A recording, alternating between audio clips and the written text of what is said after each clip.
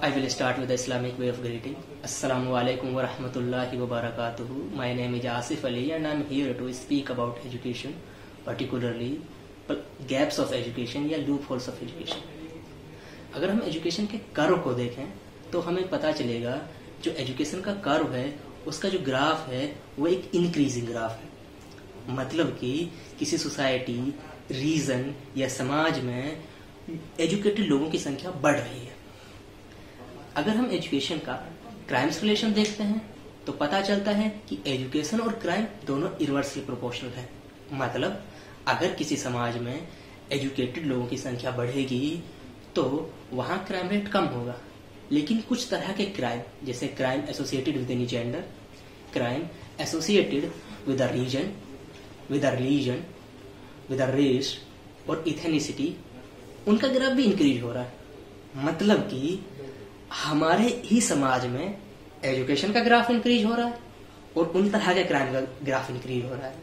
तो ये चीजें शो करती हैं कि कहीं ना कहीं हमारे एजुकेशन सिस्टम में कुछ ना कुछ प्रॉब्लम है।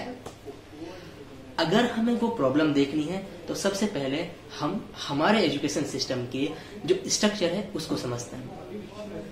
जब हम हमारे एजुकेशन सिस्टम के स्ट्रक्चर को देखेंगे तो पता चलेगा कि दो तरह का एजुकेशन सिस्टम है, एक है कोएड, एक है सेम जेंडर का। दोनों के अपने अपने फायदे हैं, अपने अपने नुकसान हैं। लेकिन अगर हम को एजुकेशन का सिस्टम देखें तो देखेंगे कि को एजुकेशन इस दुनिया में बहुत तेजी से बढ़ रहा है, जबकि सेम जेंडर का जो रेशो है या सेम जेंडर के एजुकेशन इंस्टीट्यूट्स हैं उनका रेशो कम हो रहा है। को एजुकेशन के जो एडवोकेट्स हैं वो कहते हैं कि हम अपने बच्चों को इस दुनिया का जो एक मिरर है वो दे देते हैं उनकी बचपन की लाइफ में या उनकी स्टार्टिंग में। जब वो बच्चे अपनी प्रोफेशनल लाइफ में जाते हैं तो उन्हें बहुत ज्यादा हेल्प मिलती है और वो एक अच्छे प्रोफेशनल बनते हैं, एक अच्छे ह्यूमन बीइंग बनते हैं। उनकी बात ठीक है, लेकिन इतनी बहुत सारी रिसर्च हुई है जो ये कहती हैं कि इस चीज को छोड़कर, जो ये रियल वर्ल्ड वाली चीज है, इस चीज को छोड़कर जो सेम जेंडर के स्कूल हैं वो बहुत अच्छा परफॉर्म करते हैं को-एड से। तो ये तो क्लियर है कि को-एड में और सेम जेंडर के स्कूल में सिर्फ एक चीज का फासला है। अगर मैं वो चीज सेम जेंडर के स्कूल को दे दूं तो चीज खत्म हो जाएगी और क्लियरली हमारे सामने आ जाएगा कि जो सेम जेंडर के स्कूल हैं उनका जो या वो ज्यादा बेहतर है को-एड से। वो है रियल वर्ल्ड। बिल्कुल हम सेम जेंडर के स्कूल में भी रियल वर्ल्ड की सिचुएशन अप्लाई कर सकते हैं। कैसे? मैं ये नहीं कहता कि लड़कियों के लिए अलग स्कूल बनाओ, लड़कों के लिए अलग स्कूल बनाओ, बिल्कुल नहीं कह रहा। सिर्फ आप उनकी क्लासेस सेग्रीगेट कर दीजिए ताकि उनका एकेडमिक एक्सेल हो सके। अब हमें देनी है उन्हें रियल वर्ल्ड की सिचुएशंस, उन्हें इंट्रोड्यूस कराना है कि आप रियल वर्ल्ड में अपने अपोजिट जेंडर से कैसे बात करोगे या जब आप अपनी प्रोफेशनल लाइफ में जाओगे। तो उसके लिए हमारे पास सीसी एक्टिविटीज होती हैं, एक्स्ट्रा करिकुलर एक्टिविटीज होती हैं।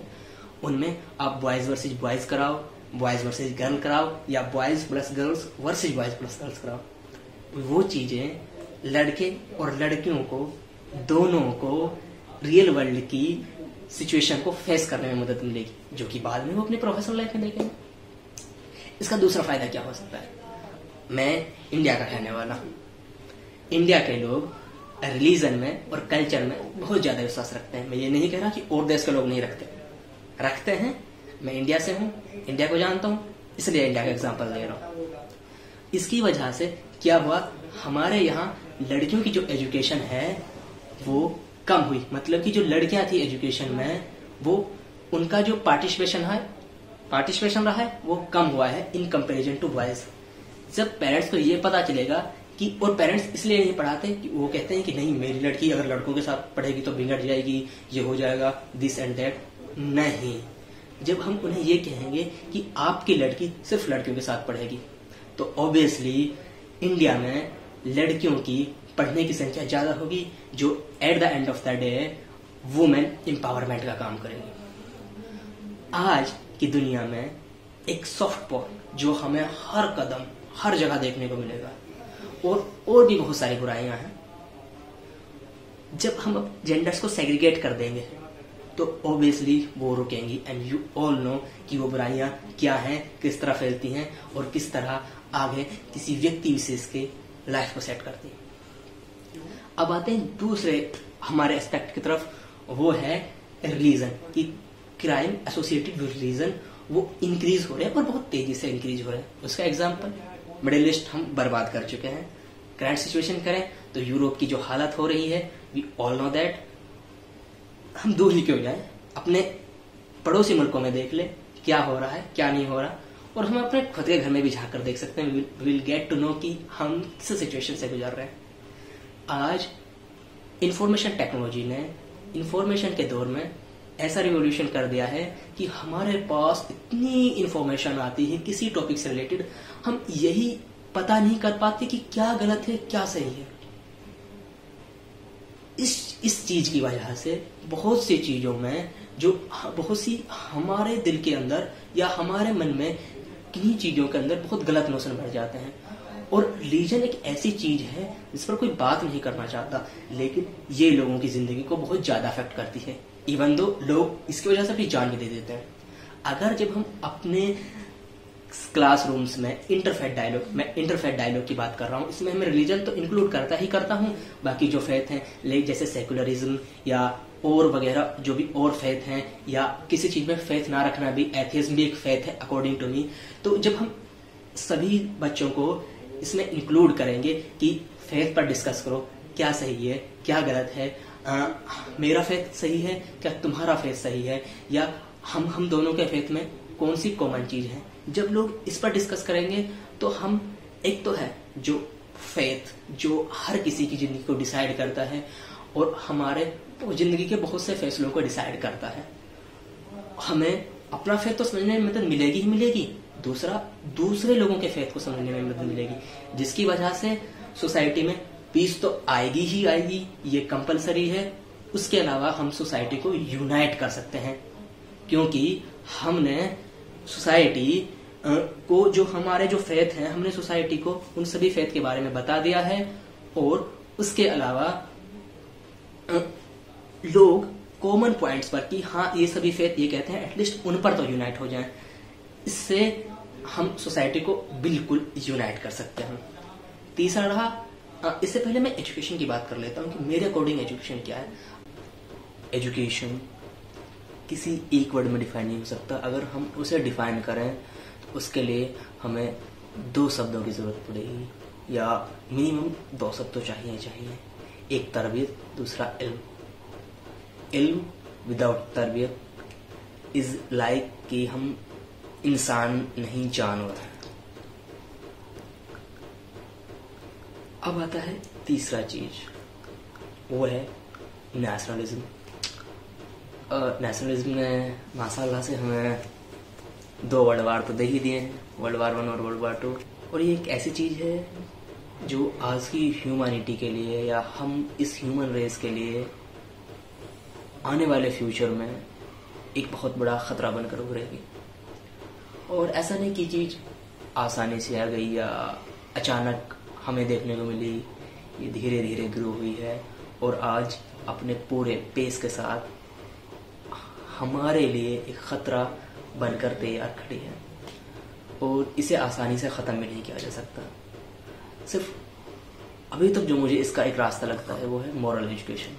हम नेशनलिज्म को या कंसेप्ट ऑफ नेशनल स्टेट को ख़त्म कर सकते हैं तो वो है सिर्फ और सिर्फ मॉरल एजुकेशन। लेकिन दोबारा सवाल उठता है, मॉरल एजुकेशन तो हम पढ़ाते हैं बिल्कुल, लेकिन हमें जो हम मॉरल एजुकेशन पढ़ाते हैं उस चीज़ को डिफाइन करना होगा, क्योंकि कंसेप्ट ऑफ जो नेशनलिज्म है वो सिर्फ और सिर्फ वार पर और खून पर बेस्ड है।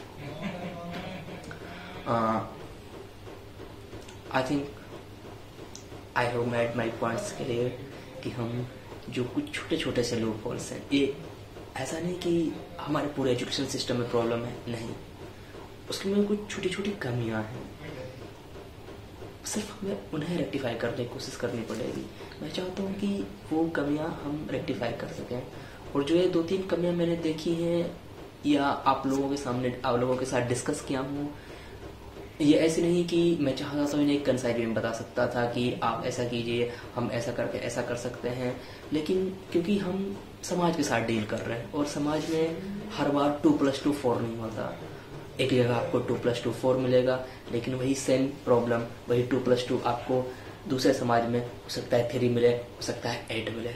तो जैसे कि एजुकेशन के साथ मैंने कहा कोएड को करें या सेम जेंडर वाले स्कूल्स को हम बढ़ावा दें, वो हमारे समाज की कंपेटिबिलिटी या हम उसको किस तरह हमारा समाज कितना एडवांस हो चुका है, उसके अंदर सोचने समझने की ताकत कितनी है, उन सब चीज़ों को लेकर चल सकते हैं। या अगर सेम के इंटरफेट डायलॉग की, तो वहाँ भी सेम है कि सपोज कोई स्कूल उसे लागू करना चाहता है, तो वहाँ का जो स्कूल है और उसको जो अपनी कमेटी बनाएगा उसको सोचना पड़ेगा कि हम इसको इसको कैरी ऑन कैसे करें।